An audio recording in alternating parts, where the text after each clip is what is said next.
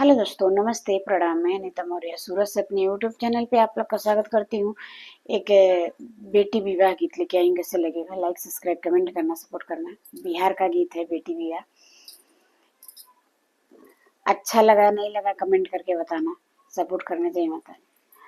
साकर रउरे गलिया ये पापा, साकर रउरे दुआर, साकर रउरे गलिया ये पापा, साकर रउरे दुआर। हाथिया आवे पियासल हे पापा, पोखरा दिहल खोदाई। हथिया आवल पियासल हे पापा, पोखरा दिहल खोदाई।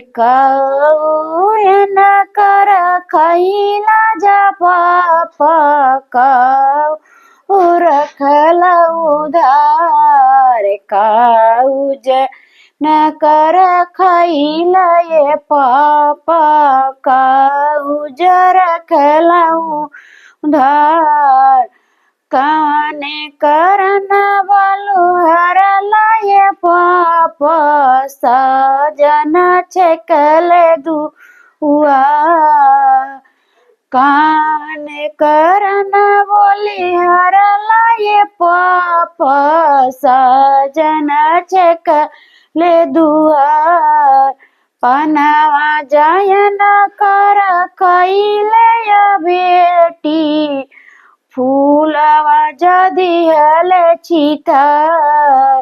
पनावा जायन कर खैले बेटी, फूलवा जदी हल चितार। तोहरे करन बोली हरल ये बेटी, साजन छेकल दुआर। तोहरे करन बोले हरल ये बेटी, साजन छेकल दुआर।